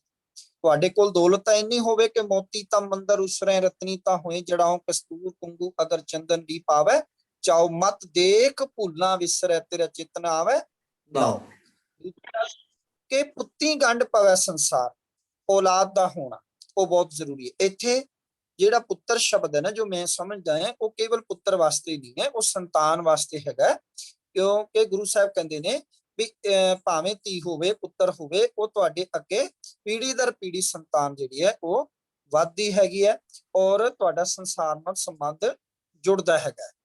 ਜਦੋਂ ਅਸੀਂ ਸੰਸਾਰ ਵਿੱਚ ਰਹਿੰਦੇ ਹੋਏ, ਨਿਰਲੇਪਤਾ ਵਿੱਚ ਰਹਿੰਦੇ ਹੋਏ, ਤੇ ਫਿਰ ਨਿਰੰਕਾਰ ਵੱਲ ਵਧਣਾ ਹੈ, ਉਸ ਪਰਮੇਸ਼ਰ ਵਾਹਿਗੁਰੂ ਨੂੰ ਪ੍ਰਾਪਤ ਕਰਨਾ, ਸਾਕਾਰ ਤੋਂ ਨਿਰੰਕਾਰ ਵੱਲ ਜਾਣਾ ਹੈਗਾ। ਸੋ ਗੁਰੂ ਹਰਗੋਬਿੰਦ ਸਾਹਿਬ ਮਹਾਰਾਜ ਨੇ ਇਹ ਸ਼ਬਦ ਆਖੇ ਸੀ ਔਰਤ ਈਮਾਨ ਹੈ, ਦੌਲਤ ਗੁਜਰਾਨ ਹੈ ਤੇ ਪੁੱਤਰ ਨਿਸ਼ਾਨ। ਹਾਂਜੀ ਫਿਰ ਜੀ ਇੱਕ ਹੋਰ ਗੁਰਬਾਣੀ ਪ੍ਰਤੀ ਚੱਲਦਾ ਪਤਾ ਵੀ ਜਾਂ ਆਪਾਂ ਰਹਿਤ ਬੰਦਾ ਦਾ ਵੇਖ ਲਈਏ ਬਈ ਕੁੜੀ ਮਾਰ ਤੇ ਲੜੀ ਮਾਰ ਦਾ ਸੰਗ ਨਹੀਂ ਕਰਨਾ ਆਪਾਂ। ਹੀਰ ਮਲੀਏ ਦਾ, ਕੁੜੀ ਮਾਰ ਦਾ, ਲੜੀ ਮਾਰ ਦਾ ਕੀ ਅਰਥ ਹੋਇਆ? ਵੀਰ ਜੀ ਦੇਖੋ ਕਿ ਇਹਦੇ ਵਿੱਚ ਨਾ ਜਦੋਂ ਅਸੀਂ ਪੜ੍ਹਦੇ ਹਾਂ 4 ਸੰਸਕਾਰ, 4 ਸੰਸਕਾਰਾਂ ਵਿੱਚੋਂ ਅੰਮ੍ਰਿਤ ਸੰਸਕਾਰ ਜਿਹੜਾ ਹੈਗਾ, ਜਿਵੇਂ ਸਾਡੇ ਜਨਮ ਸੰਸਕਾਰ ਹੈ, ਨਾਮ ਸੰਸਕਾਰ ਹੈਗਾ ਅਤੇ ਮ੍ਰਿਤਕ ਸੰਸਕਾਰ ਹੈ। ਸੋ ਅੰਮ੍ਰਿਤ ਸੰਸਕਾਰ ਦੇ ਵਿੱਚ ਇਹ ਸਾਨੂੰ ਜ਼ਿਕਰ ਮਿਲਦਾ ਹੈਗਾ ਕਿ ਜਿਹਦੇ ਵਿੱਚ ਗੁਰੂ ਪਾਤਸ਼ਾਹ ਜੀ ਦੀਆਂ ਜੋ ਹਿਦਾਇਤਾਂ ਨੇ, ਜਿਵੇਂ 4 ਕੁਰਹਿਤਾਂ ਨੇ ਗੁਰੂ ਗੋਬਿੰਦ ਸਿੰਘ ਮਹਾਰਾਜ ਨੇ ਬਖਸ਼ਿਸ਼ ਕੀਤੀਆਂ। ਸੋ ਅੱਗੇ ਚੱਲ ਕੇ ਖਾਲਸੇ ਨੂੰ ਕੁਝ ਹਿਦਾਇਤਾਂ 5 ਪਿਆਰਿਆਂ ਨੇ ਬਖਸ਼ਿਸ਼ ਕੀਤੀਆਂ ਹੈਗੀਆਂ। ਉਹਦੇ ਵਿੱਚੋਂ ਇਹ ਸਵਾਲ ਕੀਤਾ ਗਿਆ ਸੀਗਾ ਕਿ ਕੁੜੀ ਮਾਰ, ਨੜੀ ਮਾਰ, ਧੀਰ ਮਲੀਏ, ਰਾਮ ਰਾਈਆਂ ਨਾਲ ਨਹੀਂ ਵਰਤਣਾ। ਇਹ ਕੌਣ ਨੇ? ਇਹ ਉਹ ਨੇ ਜਿਨ੍ਹਾਂ ਨੇ ਗੁਰੂ ਘਰ ਦੀ ਵਿਰੋਧਤਾ ਕੀਤੀ ਹੈ, ਗੁਰੂ ਘਰ ਦੇ ਸਿਧਾਂਤ ਨੂੰ ਨਹੀਂ ਮੰਨਿਆ। ਜਿਵੇਂ ਮੀਣੇ ਨੇ, ਮੀਣੇ ਜਿਹੜਾ ਹੈ ਉਹ ਕਿਹਾ ਜਾਂਦਾ ਹੈ ਉਹਨਾਂ ਨੂੰ ਜਿਹੜੇ ਕਿ ਪ੍ਰਿਥੀ ਚੰਦ ਦੇ ਪੈਰੋਕਾਰ ਨੇ। ਜੀ ਮਸੰਦ ਜਿਹੜੇ ਭ੍ਰਿਸ਼ਟ ਹੋ ਚੁੱਕੇ ਸੀ। ਧੀਰ ਮਲੀਏ, ਆਪ ਜੀ ਜਾਣਦੇ ਹੋ ਇਤਿਹਾਸ ਕਿ ਧੀਰਮਲ ਨੇ ਗੁਰੂ ਗੱਦੀ ਲਾ ਲਈ, ਗੋਲੀ ਚਲਾਈ ਬਾਬਾ ਸੀ। ਬਕਾਲਾ ਜੀ ਤੇ ਗੋਲੀ ਚਲਾਈ ਸੀ। ਰਾਮ ਰਾਏ ਨੇ ਗੁਰੂ ਸਾਹਿਬ ਜੀ ਦੇ ਨਾਲ ਵਧੀਕੀ ਕੀਤੀ ਔਰ ਇੱਥੋਂ ਤੱਕ ਕਿ ਬਾਣੀ ਦੀ ਤੁਕ ਮਿੱਟੀ ਮੁਸਲਮਾਨ ਕੀ ਜੀ ਦੀ ਵਰਤੀ। ਆਦ ਪੰਥ ਵਿਰੋਧੀਆਂ ਤੇ ਇਸੇ ਤਰ੍ਹਾਂ ਨੜੀ ਮਾਰ ਆਂਦਾ ਹੈ, ਕੁੜੀ ਮਾਰ, ਕਿ ਬੰਦੇ ਨੇ ਜਿਵੇਂ ਭਰੂਣ ਹੱਤਿਆ ਦੀ ਗੱਲ, ਜੀ ਕਿ ਭਰੂਣ ਹੱਤਿਆ ਬਹੁਤਾਤ ਵਿੱਚ ਹੁੰਦੀ ਹੈ ਔਰ ਸਾਡੇ ਧਰਮ ਦੇ ਸਿਧਾਂਤ ਵਿੱਚ ਇਹ ਗੱਲ ਲਿਖ ਦਿੱਤੀ ਗਈ ਹੈ ਕਿ ਕਿਸੇ ਨੇ ਵੀ ਉਸ ਨਾਲ ਨਹੀਂ ਵਰਤਣਾ ਜਿਹੜਾ ਕੁੜੀ ਮਾਰ ਹੈਗਾ। ਗੁਰੂ ਪਾਤਸ਼ਾਹ ਜੀ ਦੇ ਇਹ ਏਡੇ ਪਿਆਰੇ ਸਿਧਾਂਤ ਨੇ ਜਿਨ੍ਹਾਂ ਨੂੰ ਗੁਰੂ ਸਾਹਿਬ ਜੀ ਨੇ ਸਾਨੂੰ ਕਿਹਾ ਵੀ ਖਾਲਸਾ ਉਹ ਹੈ ਜਿਹੜਾ ਇਹਨਾਂ ਨਾਲ ਕਦੇ ਵੀ ਵਰਤੇਗਾ ਨਹੀਂ, ਜਿਹੜਾ ਕਿ ਤੰਬਾਕੂ ਇਤਿਆਦਿਕ ਵਰਤਦਾ ਹੈਗਾ, ਠੀਕ ਹੈ ਜੀ, ਔਰ ਕੇਸ ਕਤਲ ਕਰਾਂਦਾ ਹੈਗਾ, ਸਿਰ ਗੁੰਮ ਇਤਿਆਦਿਕ ਨਾਲ ਇਹਨਾਂ ਨਾਲ ਵਰਤਣਾ ਨਹੀਂ। ਇਹ ਹਿਦਾਇਤਾਂ ਨੇ ਪੰਥ। ਹਾਂਜੀ। ਘਰ ਕੀ ਗੀਹਨ ਚੰਗੀ, ਇਹ ਬਚਨ ਕਿਹਦੇ ਨੇ ਤੇ ਇਹਦੇ ਅਰਥ ਕੀ ਸਮਝੋਗੇ? ਅੱਛਾ ਜੀ, ਇਹ ਮੈਂ ਜਿਹੜਾ ਤੁਹਾਨੂੰ ਇੱਕ ਗੱਲ ਦੱਸ ਦਿਆਂ ਵੀ ਪੇਪਰ ਭਾਵੇਂ ਗੁਰੂ ਤੇਗ ਬਹਾਦਰ ਸਾਹਿਬ ਦੇ 400 ਸਾਲਾਂ ਨੂੰ ਸਮਰਪਿਤ ਹੈ, ਪਰ ਸਾਰੇ ਕੁਐਸਚਨ ਜਿਹੜੇ ਨੇ ਉਹ ਚੰਗੇਰੀ ਮਾਂ ਦੇ ਗੁਣਾਂ ਨੂੰ ਕਿਤੇ ਨਾ ਕਿਤੇ ਦਰਸਾ ਰਹੇ ਨੇ। तो पेपर का टाइटल इस तरह बनाया गया भी कितने कुछ क्वेश्चन गुरु तेग बहादुर साहब ਨਾਲ ਸੰਬੰਧਿਤ ਵੀ ਨੇ ਤੇ ਕਿਤੇ ਕਿਤੇ ਜਿਹੜੇ ਕੁਐਸਚਨ ਜਿਹੜੇ ਨੇ ਉਹ ਮਾਂ ਦੇ ਰੂਪ ਲਈ ਜਾਂ ਬੀਬੀਆਂ ਲਈ ਵੀ ਅਸੀਂ ਦਿੱਤੇ ਨੇ। ਹਾਂਜੀ ਵੀਰ ਜੀ, ਜਿਹੜਾ ਤੁਸੀਂ ਸਵਾਲ ਕੀਤਾ ਹੈ ਕਿ ਘਰ ਕੀ ਗੀਹਨ ਚੰਗੀ, ਇਹਦੀ ਜੇ ਆਪਾਂ ਅਗਲੀ ਪੰਕਤੀ ਪੜਾਂਗੇ, ਜਨ ਧੰਨਾ ਲੇਵੈ ਮੰਗੀ, ਉਸ ਤੋਂ ਬਿਲਕੁਲ ਸਪਸ਼ਟ ਹੋ ਜਾਂਦਾ ਹੈ ਕਿ ਇਹ ਰਚਨਾ ਭਗਤ ਧੰਨਾ ਜੀ ਦੀ ਹੈ। ਇਸ ਦੇ ਵਿੱਚ ਅੰਤਰੀਵ ਭਾਵ ਕੀ ਹੈ? ਉਹ ਗੱਲ ਇਹ ਹੈ ਕਿ ਭਗਤ ਧੰਨਾ ਜੀ ਜਿੱਥੇ ਆਜੀਵਕਾ ਵਾਸਤੇ ਮੰਗ ਕਰ ਰਹੇ ਨੇ, ਰੱਬ ਕੋਲੋਂ ਸਭ ਕੁਝ ਮੰਗ ਰਹੇ ਹੈਗੇ ਆ ਕਿ ਦਾਲ ਸੀਦਾ ਮੰਗੋ ਘਿਓ ਹਮਰਾ ਖੁਸ਼ੀ करे नित जियो पनिया छातन का अनाज मांगो सत्सी का गऊ पैस मांगो लावे काजन पुरी जन धन्ना लेवे मंगी। कि घर की गीहन चंगी ਦਾ ਹੋਣਾ ਬਹੁਤ ਜ਼ਰੂਰੀ ਹੈਗਾ। ਇਹ ਚੰਗੀ ਦਾ ਅਰਥ ਮੈਂ ਤਾਂ ਕਰਦਾ ਹੁੰਦਾ ਵੀ ਗੁਣਵਾਨ, ਜਿਸ ਦੇ ਵਿੱਚ ਐਸੇ ਗੁਣ ਹੋਣ ਜਿਹੜੀ ਆਪ ਰੱਬ ਨਾਲ ਜੁੜੀ ਹੋਵੇ, ਆਪ ਬਾਣੀ ਪੜਨ ਵਾਲੀ ਹੋਵੇ, ਭਜਨ ਬੰਦਗੀ ਕਰਨ ਵਾਲੀ ਹੋਵੇ ਤੇ ਉਹ ਪਰਿਵਾਰ ਨੂੰ ਵੀ ਅੱਗੇ ਜੋੜਦੀ ਹੈ। ਅਸੀਂ ਵੇਖਦੇ ਹਾਂ ਬੀਬੀ ਅਮਰੋ ਜੀ ਜਿਹੜੇ ਕਿ ਬਾਣੀ ਪੜ੍ਹਦੇ ਸੀ, ਗੁਰੂ ਅੰਗਦ ਸਾਹਿਬ ਦੇ ਪੁੱਤਰੀ, ਜਦੋਂ ਗੁਰੂ ਅਮਰਦਾਸ ਜੀ ਦੇ ਭਤੀਜੇ ਨਾਲ ਵਿਆਹੇ ਤੇ ਉਸ ਬਾਣੀ ਪੜਨ ਦਾ, ਉਸ ਬੱਚੀ ਦਾ ਪ੍ਰਭਾਵ ਜਾਂ ਉਸ ਨੂੰਹ ਰਾਣੀ ਦਾ ਪ੍ਰਭਾਵ ਉਸ ਪਰਿਵਾਰ ਤੇ ਇੰਨਾ ਪਿਆ ਕਿ 62 ਸਾਲ ਦਾ ਬਜ਼ੁਰਗ ਵੀ ਸਿੱਖੀ ਵਿੱਚ ਆ ਗਿਆ। ਬਿਲਕੁਲ ਠੀਕ ਹੈ। ਸੋ ਇਹ ਜੀਹਨ ਚੰਗੀ ਕਿ ਸਤਿਗੁਰੂ ਪਾਤਸ਼ਾਹ ਜੀ ਦੇ ਜਦੋਂ ਅਸੀਂ ਇਤਿਹਾਸ ਪੜ੍ਹਦੇ ਆਂ, ਪੰਥ ਪ੍ਰਕਾਸ਼ ਪੜ੍ਹਦੇ ਆਂ, ਸੂਰਜ ਪ੍ਰਕਾਸ਼ ਪੜ੍ਹਦੇ ਆਂ, ਉੱਥੇ ਪਤਾ ਕੀ ਲਿਖਿਆ? ਉੱਥੇ ਲਿਖਿਆ ਸਿੱਖ ਸਿੱਖਣੀ ਮਿਲ ਬਹਿ ਚਰਚਾ ਕਰੇ ਅਪਾਰ ਭਜਨ ਸਿਖਾਵੇ ਪੁੱਤਰ ਕੋ ਨਿਤ ਭਜ ਬਾਰੰਬਾਰ। ਆਹ ਕਰੈਕਟਰ ਹੈ, ਆ ਪਤੀ ਪਤਨੀ ਦਾ ਜੀਵਨ ਹੋਣਾ ਚਾਹੀਦਾ ਹੈ। ਕੇਵਲ ਇੱਥੇ ਨਾ ਕਹਿਣਾ ਵੀ ਘਰ ਕੀ ਗੀਹਨ ਚੰਗੀ, ਇਹਦਾ ਮਤਲਬ ਘਰ ਵਾਲਾ ਸ਼ਰਾਬੀ ਹੋਵੇ, ਕੁਆਬੀ ਹੋਵੇ, ਮਾੜਾ ਹੋਵੇ ਜਿਵੇਂ ਪ੍ਰਮਾਣ। ਨਹੀਂ ਨਹੀਂ ਨਹੀਂ ਭਾਈ, ਜਿੱਥੇ ਸਿੰਘ ਜਿਹੜਾ ਹੈ ਉਹ ਗੁਰਮਤ ਜੀਵਨ ਦਾ ਧਾਰਨੀ ਹੋਵੇ, ਉੱਥੇ ਸਿੰਘਣੀ ਵੀ ਗੁਰਮਤ ਜੀਵਨ ਦੀ ਧਾਰਨੀ ਹੋਵੇ। ਉਹ ਆਪ ਗੁਰਮਤ ਨੂੰ ਮੰਨਦੀ ਹੋਏਗੀ ਤੇ ਬੱਚਿਆਂ ਨੂੰ ਵੀ। ਪਰ ਅੱਜ ਅਸੀਂ ਕੀ ਕਰਦੇ ਹਾਂ? ਅੱਜ ਅਸੀਂ ਵੱਡੇ ਸੋਚਦੇ ਹਾਂ ਕਿ ਸਾਡਾ ਜੀਵਨ ਭਾਵੇਂ ਜਿਸ ਤਰ੍ਹਾਂ ਦਾ ਮਰਜ਼ੀ ਹੋਵੇ, ਸਾਡੇ ਬੱਚੇ ਜਿਹੜਾ ਉਹ ਸਵਰ ਜਾਣ, ਉਹ ਗੁਰਮਤ ਨਾਲ ਜੁੜ ਜਾਣ। ਇੱਕ ਅਦੀਬ ਕਹਿੰਦਾ ਕਿ ਤਿਫਲ ਮੇ ਬੂ ਆਏ ਮਾਂ ਬਾਪ ਕੇ ਕਿਰਦਾਰ ਕੀ, दूध है डिब्बे का पढ़ाई है सरकार। ਅਸੀਂ ਆਪਣੇ ਬੱਚੇ ਨੂੰ ਆਪਣਾ ਕਿਰਦਾਰ ਹੀ ਨਹੀਂ ਦੇ ਪਾ ਰਹੇ। ਉਹ ਕਦੋਂ ਦੇਵਾਂਗੇ? ਜਦੋਂ ਸਾਡਾ ਆਪਣਾ ਕਿਰਦਾਰ ਚੰਗਾ ਹੋਏਗਾ, ਜਦੋਂ ਸਾਡਾ ਆਪਣਾ ਕਿਰਦਾਰ ਘਰ ਕੀ ਗੀਹਨ ਚੰਗੀ ਵਾਲਾ ਹੋਏਗਾ। ਹਾਂਜੀ ਵੀਰ ਜੀ, ਇੱਕ ਸਵਾਲ ਜਿਹੜਾ ਸਾਨੂੰ ਜਿਹੜਾ ਬੜਾ ਹਰਟ ਕੀਤਾ ਹੈ, ਉਹਦੇ ਚ ਅਸੀਂ ਹਰ ਸਵਾਲ ਚ ਖੈਰ ਆਪਸ਼ਨ ਸਨ, ਉਹਦੇ 4 ਆਪਸ਼ਨ ਸਨ ਬਈ ਸਿੱਖ ਬੀਬੀ ਦਾ ਵਿਆਹ ਕਿਸ ਨਾਲ ਹੋ ਸਕਦਾ ਹੈ। ਉਹਦੇ ਵਿੱਚ ਆਪਸ਼ਨ ਸਨ ਸਿੱਖ ਨਾਲ, ਦੂਜਾ ਆਪਸ਼ਨ ਸੀ ਹਿੰਦੂ ਨਾਲ, ਤੀਜਾ ਸੀ ਮੁਸਲਮਾਨ ਨਾਲ, ਚੌਥਾ ਆਪਸ਼ਨ ਸੀ ਕਿਸੇ ਹੋਰ ਧਰਮ ਨਾਲ। ਪਰ ਇਸ ਸਵਾਲ ਨੇ ਸਾਨੂੰ ਚੀਰ ਕੇ ਰੱਖ ਦਿੱਤਾ। ਜਦੋਂ ਅਸੀਂ ਆਨਸਰ ਵੇਖੇ, ਜਿਹੜੇ ਬੀਬੀਆਂ ਨੇ ਆਨਸਰ ਭੇਜੇ ਨੇ, ਤੇ ਤਕਰੀਬਨ 40 ਕੁ ਬੀਬੀਆਂ ਨੇ ਜਿਨ੍ਹਾਂ ਨੇ ਮੁਸਲਮਾਨ ਕਿਹਾ, ਕੁਝ ਬੀਬੀਆਂ ਨੇ ਕਿਸੇ ਹੋਰ ਧਰਮ ਨਾਲ ਕਿਹਾ। ਇਹ ਕਿਸ ਤਰ੍ਹਾਂ, ਇਹ ਕਮੀ, ਇਹ ਘਾਟ ਕਿੱਥੋਂ ਹੋ ਰਹੀ ਹੈ? ਇਹ ਕਿਸ ਤਰ੍ਹਾਂ ਦੀ ਮਤਲਬ ਪ੍ਰਥਾ ਚੱਲ ਪਈ ਨਵੀਂ? ਇਸ ਬਾਰੇ ਤੁਹਾਡੇ ਕੀ ਵਿਚਾਰ ਨੇ ਆਮ, ਕਿਉਂਕਿ ਜਿਹੜੇ ਬੱਚੇ ਜਿਹੜੇ ਵਿਆਹਣ ਲੱਗੇ ਨੇ ਅੱਗੇ, ਉਹਨਾਂ ਵਾਸਤੇ ਤੁਹਾਡਾ ਕੀ ਮੈਸੇਜ ਰਹੇਗਾ?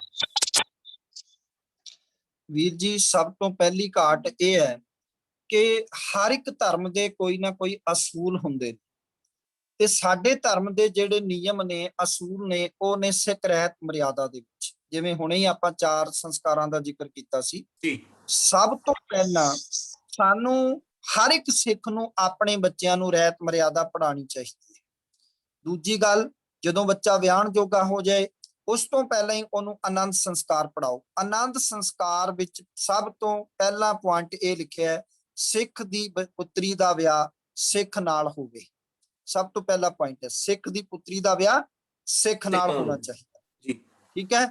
ਇਹਦਾ ਮਤਲਬ ਜੇ ਕੋਈ ਬੱਚਾ ਆਪਣੀ ਸੋਚ ਲੈ ਕੇ ਵੀ ਆਉਂਦਾ ਹੈ ਕਿ ਮੈਂ ਕਿਸੇ ਗੈਰ ਧਰਮੀ ਨਾਲ ਜਾਂ ਮੁਸਲਮਾਨ ਵੀਰ ਨਾਲ ਜਾਂ ਹਿੰਦੂ ਨਾਲ ਜਿਹੜਾ ਹੈ ਉਹ ਵਿਆਹ ਕਰਨ ਬਾਰੇ ਵੀ ਸੋਚਦੀ ਹੈ ਜਾਂ ਸੋਚਦਾ ਹੈਗਾ, ਤਾਂ ਚੇਤੇ ਰੱਖਣਾ ਉਹ ਅਕਾਲ ਤਖਤ ਦੀ ਮਰਿਆਦਾ ਦੇ ਖਿਲਾਫ ਹੈ, ਉਹ ਸਾਡੇ ਧਰਮ ਦੇ ਸਿਧਾਂਤਾਂ ਦੇ ਖਿਲਾਫ ਹੈਗਾ। ਸਾਨੂੰ ਤਾਂ ਇੱਥੋਂ ਤੱਕ ਕਿਹਾ ਗਿਆ ਹੈ ਕਿ ਖਾਲਸਾ ਸਾਰੇ ਧਰਮਾਂ ਤੋਂ ਵੱਖ ਰਹੇ, ਨਿਆਰਾ ਰਹੇ, ਪਰ ਕਿਸੇ ਅਨਧਰਮੀ ਦਾ ਦਿਲ ਨਾ ਦੁਖਾਏ। ਇਹ ਬਿਲਕੁਲ ਸਪਸ਼ਟ ਲਫ਼ਜ਼ਾਂ ਵਿੱਚ ਲਿਖਿਆ ਹੁੰਦਾ ਹੈ। ਸੋ ਅਸੀਂ ਵੱਖ ਕਦੋਂ ਰਹਿ ਸਕਦੇ ਹਾਂ? ਵੱਖ ਉਦੋਂ ਰਹਿ ਸਕਦੇ ਹਾਂ ਜਦੋਂ ਅਸੀਂ ਆਪਣੇ ਸੰਸਕਾਰ, ਆਪਣੀ ਰਹਿਤ ਮਰਿਆਦਾ ਮੁਤਾਬਕ ਨਿਭਾਵਾਂਗੇ। ਮੈਂ ਤਾਂ ਬੜਾ ਹੈਰਾਨ ਹਾਂ ਕਿ ਉਸ ਪੇਪਰ ਦੇ ਵਿੱਚ 34 ਸਾਲ 25 ਤੋਂ ਲੈ ਕੇ ਔਰ 40 ਸਾਲ ਤੱਕ ਬੱਚੀਆਂ ਇਹ ਜਵਾਬ ਦੇ ਰਹੀਆਂ ਨੇ ਕਿ ਮੁਸਲਮਾਨ ਨਾਲ ਵਿਆਹ ਕਰ ਲੈਣਾ ਚਾਹੀਦਾ। ਚਲੋ ਇੱਕ ਆંકੜਾ ਮੈਨੂੰ ਇਹ ਸਮਝ ਆਉਂਦਾ ਵੀ 34 ਤੋਂ 40 ਸਾਲ, ਇਹਦਾ ਮਤਲਬ ਉਹਨਾਂ ਨੇ ਵਿਆਹ ਕਰ ਲਿਆ। ਜਿਨ੍ਹਾਂ ਨੇ ਕਰ ਲਿਆ ਉਹਨਾਂ ਨੂੰ ਸਾਨੂੰ ਵੇਖਣਾ ਪਏਗਾ ਕਿ ਕਿਹਨਾਂ ਹਾਲਤਾਂ ਵਿੱਚ ਕਿਵੇਂ, ਤੇ ਉਹਨਾਂ ਨੂੰ ਰਹਿਤ ਮਰਿਆਦਾ ਦੀ ਗੱਲ ਕਰਨੀ ਪਏਗੀ। ਦੂਜੀ ਗੱਲ, ਜਿਹੜੀਆਂ 25 ਸਾਲ ਦੀਆਂ ਬੱਚੀਆਂ, 25 ਤੋਂ 30 ਸਾਲ, ਉਹਨਾਂ ਨਾਲ ਤਾਂ ਸਾਨੂੰ ਇਮੀਡੀਏਟਲੀ ਰਾਬਤਾ ਕਾਇਮ ਕਰਨਾ ਚਾਹੀਦਾ ਹੈ। ਗੁਰਬਾਣੀ ਦਾ ਗੁਰਮਤਿ ਸਿਧਾਂਤ ਉਹਨਾਂ ਨਾਲ ਸਾਂਝਾ ਕਰਨਾ ਚਾਹੀਦਾ ਹੈਗਾ, ਕਿਉਂਕਿ ਬਹੁਤ ਸਾਰੇ ਕਾਰਨ ਇਹ ਵੀ ਹੁੰਦੇ ਨੇ ਕਿ ਰਿਸ਼ਤੇ ਕਿਵੇਂ ਮਿਲਣਗੇ, ਕਿਸ ਢੰਗ ਨਾਲ ਮਿਲਣਗੇ। ਗੁਰਸਿੱਖ ਰਿਸ਼ਤਿਆਂ ਦੇ ਜਿਹੜੇ ਕੰਟੈਕਟ ਨੇ, ਜਿਵੇਂ ਕਈ ਰਸਾਲੇ ਨੇ, ਮਿਸ਼ਨਰੀ ਸੇਧਾਂ, ਸਿੱਖ ਪਲਵਾੜੀ, ਉਹ ਉਹਨਾਂ ਨੂੰ ਦੱਸਣੇ ਚਾਹੀਦੇ ਸਾਨੂੰ ਪਰਿਵਾਰਾਂ ਨਾਲ ਜਾਣ ਪਛਾਣ ਕਰਕੇ, ਤਾਂ ਕਿ ਗੁਰਸਿੱਖ ਪਰਿਵਾਰਾਂ ਦੇ ਰਿਸ਼ਤੇ ਉਹ ਗੁਰਸਿੱਖਾਂ ਵਿੱਚ ਹੀ ਹੋਣੇ ਚਾਹੀਦੇ ਨੇ। ਇਹ ਬੜੀ ਜ਼ਿੰਮੇਵਾਰੀ ਵਾਲਾ ਸਾਨੂੰ ਕੰਮ ਜਿਹੜਾ ਉਹ ਕਰਨਾ ਚਾਹੀਦਾ, ਅੱਜ ਤੋਂ ਹੀ ਇਹ ਪਹਿਲ ਕਰ ਦੇਣੀ ਚਾਹੀਦੀ।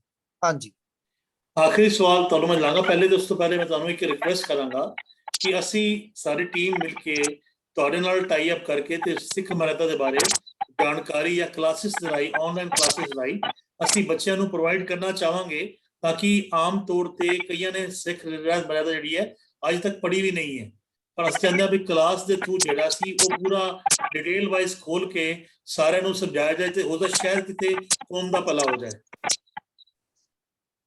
ਜੀ ਬਿਲਕੁਲ ਠੀਕ ਹੈ ਜੀ, ਅਸੀਂ ਬਿਲਕੁਲ ਐਗਰੀ ਹੈਗੇ ਹਾਂ। ਜਦੋਂ ਤੁਸੀਂ ਕਲਾਸ ਵਾਸਤੇ ਕਹੋਗੇ ਉਹ ਅਸੀਂ ਕਰਾਂਗੇ। ਵੈਸੇ ਮੈਂ ਆਪ ਜੀ ਦੀ ਜਾਣਕਾਰੀ ਵਾਸਤੇ ਦੱਸਦੇ ਹਾਂ ਕਿ ਸ਼ਾਮੀ ਰੋਜ਼ਾਨਾ 5 ਤੋਂ 6 ਵਜੇ ਤੱਕ ਜ਼ੂਮ ਆਨਲਾਈਨ ਕਲਾਸ ਹੁੰਦੀ ਹੈਗੀ ਹੈ, ਤੇ ਜੋ ਆਪ ਜੀ ਦੇ ਸੰਪਰਕ ਵਿੱਚ ਪਰਿਵਾਰ ਨੇ ਤੇ ਗੁਰਮਤਿ ਸਿੱਖਣੀ ਚਾਹੁੰਦੇ ਨੇ, ਉਹ ਜ਼ਰੂਰ 5 ਤੋਂ 6 ਹਰ ਰੋਜ਼ ਆਨਲਾਈਨ ਜ਼ੂਮ ਦੇ ਉੱਤੇ ਜਿਹੜਾ ਹੈ ਉਹ ਸਿੱਖ ਰਹਿਤ ਮਰਿਆਦਾ ਜਾਂ ਗੁਰਮਤਿ ਸਵਾਲ ਜਵਾਬ ਦਾ ਦਾਹਾ ਪ੍ਰਾਪਤ ਕਰ ਸਕਦੇ। ਹਾਂਜੀ ਜ਼ਰੂਰ ਜੀ। ਆਖਰੀ ਸਵਾਲ ਜਿਹੜਾ ਮੇਰਾ, ਜਿਹੜਾ ਸੀ ਆਖਰੀ ਸਵਾਲ ਪਾਇਆ ਸੀ ਕਰਵਾ ਚੌਥ ਦੇ ਵਰਤ ਦੇ ਬਾਰੇ, ਵੀ ਕੀ ਸਿੱਖ ਬੀਬੀ ਨੂੰ ਕਰਵਾ ਚੌਥ ਦਾ ਵਰਤ ਰੱਖਣਾ ਚਾਹੀਦਾ ਹੈ ਕਿ ਨਹੀਂ ਰੱਖਣਾ ਚਾਹੀਦਾ? ਉਹਦੇ ਆਪਸ਼ਨ ਸਨ, ਰੱਖਣਾ ਚਾਹੀਦਾ ਹੈ ਤੇ ਹੋਰ ਕਦੀ ਕਦੀ ਰੱਖ ਲੈਣਾ ਚਾਹੀਦਾ ਹੈ ਜਾਂ ਫਿਰ ਨਹੀਂ ਰੱਖਣਾ ਚਾਹੀਦਾ।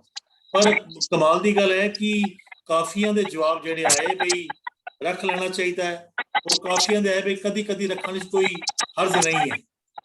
ਮੈਂ ਹੋਰ ਵਰਤਾਂ ਦੀ ਵੀ ਨਾਲ ਗੱਲ ਕਰ ਰਿਹਾ, ਮੈਂ ਐਕਸਪਲੇਨ ਨਹੀਂ ਕਰ ਰਿਹਾ, ਮੈਂ ਤੁਹਾਨੂੰ ਛੋਟੀ ਜਿਹੀ ਗੱਲ ਦੱਸਿਆ ਵੀ ਹੋਰ ਵਰਤਾਂ ਦੀ ਗੱਲ ਵੀ ਕਰ ਰਿਹਾ, ਪਰ ਉਹਨਾਂ ਦੇ ਆਪਸ਼ਨ ਜਿਹੜੇ ਨਹੀਂ ਵਾਲੇ ਜਿਹੜੇ ਨੇ ਉਹ ਬਹੁਤ ਹੀ ਘੱਟ ਨੇ। ਇਸ ਤਰ੍ਹਾਂ ਕਿਉਂ? ਵੀਰ ਜੀ, ਇਹ ਗੁਰਬਾਣੀ ਗਿਆਨ ਦੀ ਘਾਟ ਹੈਗੀ ਹੈ, ਗੁਰਮਤਿ ਦੀ ਘਾਟ ਹੈਗੀ ਹੈ।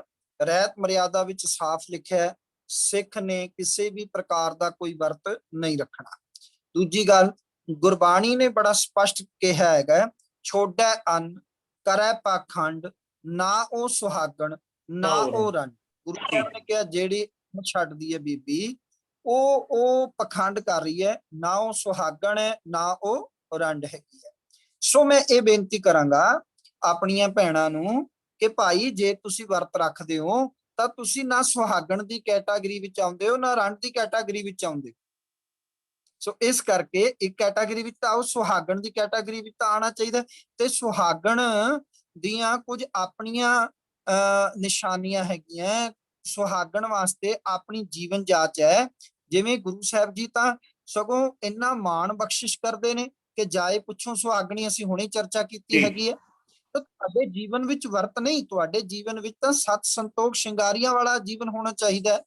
ਦੂਜੀ ਗੱਲ ਹੈ ਕਿ ਜਿਵੇਂ ਕਰਵਾ ਚੌਥ ਦੇ ਵਰਤ ਦੀ ਗੱਲ ਨਹੀਂ ਹੈ, ਇਹ ਤਾਂ ਬੜੀ ਮਾੜੀ ਗੱਲ ਹੈ ਕਿ ਜਿਹੜੀਆਂ ਬੀਬੀਆਂ ਕਹਿ ਰਹੀਆਂ ਕਦੇ ਕਦੇ ਰੱਖ ਲੈਣਾ ਚਾਹੀਦਾ। ਭਾਵੇਂ ਇੱਕ ਵਾਰ ਰੱਖੋ, ਭਾਵੇਂ 10 ਵਾਰ ਰੱਖੋ, ਮਨਾਹੀ ਹੈ ਤੇ ਮਨਾਹੀ, ਨਾ ਇੱਕ ਵਾਰ ਰੱਖਣ ਦੀ ਇਜਾਜ਼ਤ ਹੈ ਤੇ ਨਾ 10 ਵਾਰ ਰੱਖਣ ਦੀ ਇਜਾਜ਼ਤ। ਦੂਜੀ ਗੱਲ, ਜਿਵੇਂ ਆਹੋਈ ਇਤਿਆਦਿਕ ਦਾ ਵਰਤ ਰੱਖਦੀਆਂ ਬੀਬੀਆਂ।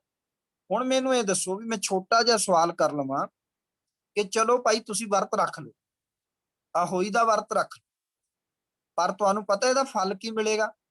ਮੈਂ ਨਹੀਂ ਆਖ ਰਿਹਾ, ਬਾਣੀ ਕਹਿੰਦੀ ਹੈ, ਕਬੀਰ ਸਾਹਿਬ ਕਹਿੰਦੇ ਨੇ। ਕਬੀਰ ਸਾਹਿਬ ਕਹਿੰਦੇ ਵੀ ਜਿਹੜੀਆਂ ਬੀਬੀਆਂ ਵਰਤ ਰੱਖਣਗੀਆਂ ਆਹੋਈ ਦਾ, ਉਹਨਾਂ ਨੂੰ ਗਦੀ ਬਣਨਾ ਪਏਗਾ।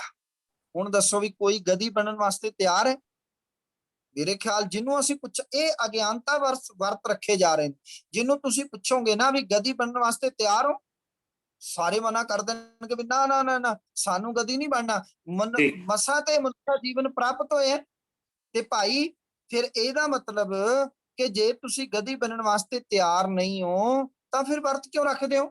ਕਿਉਂਕਿ ਜਿਹੜੇ ਵਰਤ ਰੱਖਦੇ ਨੇ, ਕਬੀਰ ਸਾਹਿਬ ਕਹਿੰਦੇ ਨੇ, ਜੇ ਹਰੀ ਦਾ ਸਿਮਰਨ ਛੱਡ ਕੇ, ਪਰਮਾਤਮਾ ਦੀ ਬੰਦਗੀ ਛੱਡ ਕੇ, ਜੇ ਤੁਸੀਂ ਆਹੋਈ, ਕਰਵਾ ਚੌਥ ਇਤਿਆਦਿ ਕੋਈ ਵੀ ਵਰਤ ਰੱਖਿਆ ਤਾਂ ਤੁਹਾਨੂੰ ਗਦੀ ਦਾ ਜਨਮ ਮਿਲੇਗਾ। ਕਬੀਰ ਸਾਹਿਬ ਦਾ ਉਹ ਬੜਾ ਪਿਆਰਾ ਸ਼ਲੋਕ ਹੈਗਾ।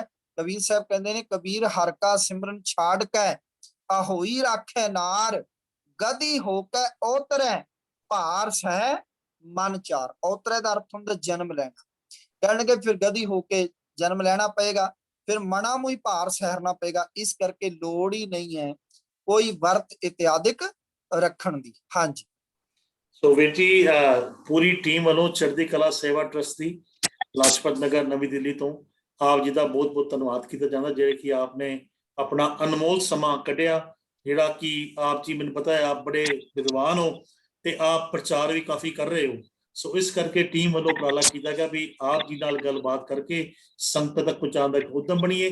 ਸੋ ਬੇਨਤੀ ਕਰਾਂਗਾ ਅੱਗੇ ਵੀ ਜਦੋਂ ਤੁਹਾਡੀ ਲੋੜ ਹੋਏਗੀ ਤੁਸੀਂ ਫਿਰ ਆਪਣਾ ਅਨਮੋਲ ਸਮਾਂ ਇਸ ਸੰਸਥਾ ਵਾਸਤੇ ਜੁੜ ਦੋਗੇ, ਤਾਂ ਕਿ ਆਪਾਂ ਕੌਮ ਦਾ ਰਲ ਮਿਲ ਕੇ ਕੁਛ ਨਾ ਕੁਛ ਜਿਵੇਂ ਵੀ ਹੋ ਸਕਦਾ ਹੈ ਭਲਾ ਹੋ ਸਕੇ ਜੀ। ਆਪ ਜੀ ਦੀ ਹਾਜ਼ਰੀ ਬਣਨ ਦਾ ਕੋਟਾਨ ਕੋਟ ਸ਼ੁਕਰ ਜੀ। ਵਾਹਿਗੁਰੂ ਜੀ ਕਾ ਖਾਲਸਾ, ਵਾਹਿਗੁਰੂ ਜੀ ਕੀ ਫਤਿਹ ਜੀ।